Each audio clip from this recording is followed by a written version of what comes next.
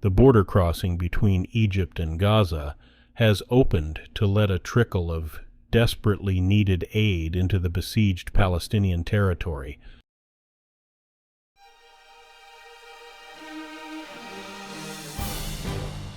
Today is Sunday, October 22nd, 2023, and this is the Dunkley Report. The border crossing between Egypt and Gaza has opened to let a trickle of desperately needed aid into the besieged Palestinian territory.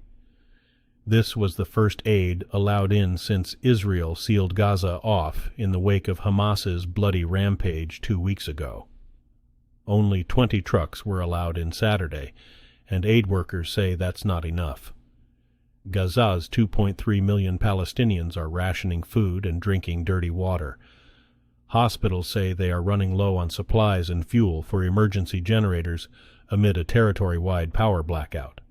UN Secretary General Antonio Guterres told a summit in Cairo that Hamas's reprehensible assault on Israel can never justify the collective punishment of the Palestinian people. Aid deliveries have begun moving into the besieged Gaza Strip 2 weeks after the militant group Hamas rampaged through southern Israel, and Israel responded with airstrikes. Separately, Israel said Hamas freed 2 American hostages who had been held in Gaza. Israeli airstrikes have continued in southern Gaza, an area swelled by civilians who fled there from the north on Israeli instructions. Israel is also evacuating a sizable town near the Lebanese border in the latest sign of a potential ground invasion of Gaza.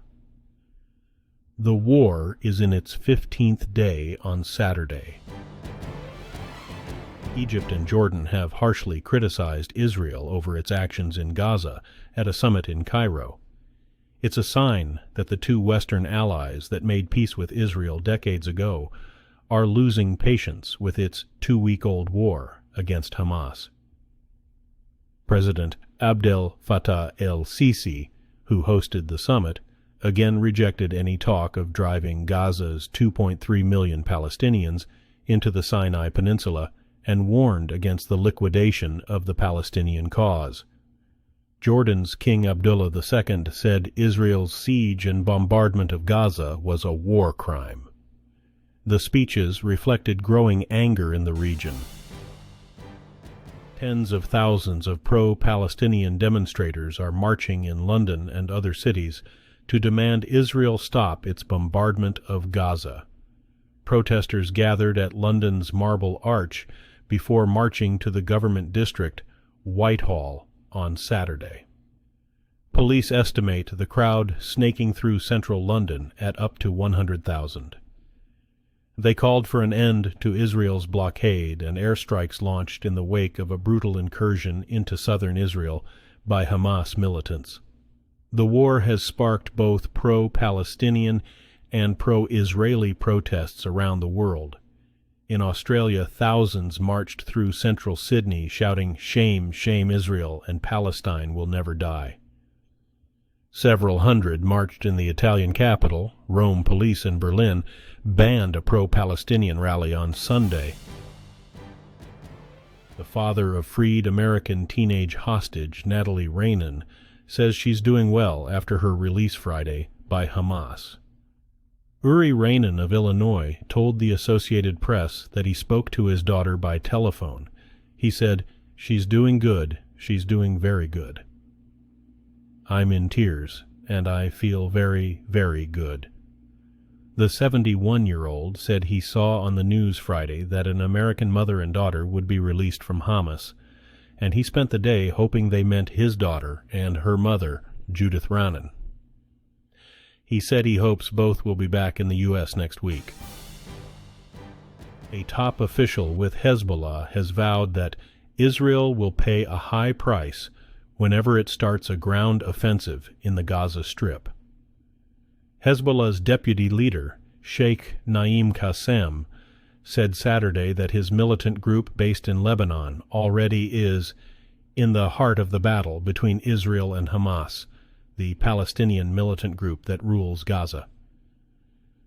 Qasem spoke at the funeral of a Hezbollah fighter on Saturday as exchanges of fire intensified at the Lebanon-Israel border.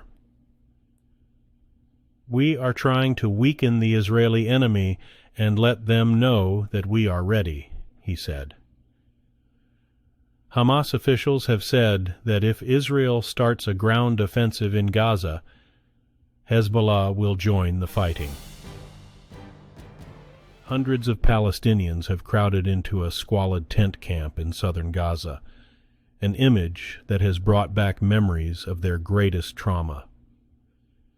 The impromptu construction of the tent city in Khan Yunis to shelter scores of Palestinians who lost or fled their homes during the past days of intense Israeli bombardment has elicited anger, disbelief, and sorrow across the Arab world. Scenes of Palestinians hastily setting up UN tents have dredged up painful memories of the mass exodus that Palestinians refer to as the Nakba, or catastrophe. In the months before and during the 1948 war, an estimated 700,000 Palestinians fled or were expelled from what is now Israel. The fallout from the Israel-Hamas war has spilled into workplaces everywhere, with corporate leaders from the highest ranks of prominent companies weighing in with their views, while workers complain their voices are not being heard. People from all ranks have been called out for speaking too forcefully, or not forcefully enough, making it nearly impossible to come up with a unifying message when passions run deep on all sides. Islamic rights advocates say much of the corporate response has minimized the suffering in Gaza. Jewish groups have criticized tepid responses or slow reactions to the October 7th Hamas rampage that killed 1,400 people in Israel and triggered the latest war. A faction of Venezuela's opposition is set to pick its candidate for next year's presidential election. Former lawmaker Maria Corina Machado is the front-runner in Sunday's primary election. But even if she wins, it remains unclear if she would be allowed to run in 2024. While the government of President Nicolas Maduro agreed in principle this week to allow the opposition to choose its candidate, it also has already barred Machado from running for office, and has in the past bent the law and breached agreements as it sees fit. The primary has been ridiculed and dismissed by Maduro's government all year long. Ukrainian officials say at least 2 civilians were killed and others wounded across Ukraine in the past 24 hours as Russian forces continued to shell areas across the country and pushed forward near an embattled eastern city. A 60-year-old man died on Friday evening as a Russian missile slammed into an unspecified industrial facility, while his wife was hospitalized with serious shrapnel wounds, a local mayor said. A person was killed and another wounded as Russian forces overnight launched mass shelling attacks on the front-line Kherson province in the south. Another civilian suffered wounds as Russian forces shelled the embattled eastern city of Avdiivka. Analysts have noted a renewed Russian push near Avdiivka that they say has secured minor gains. Today's news was reported by the Associated Press. This has been the World News for Sunday, October 22nd, 2023. Thanks again for joining us at The Dunkley Report.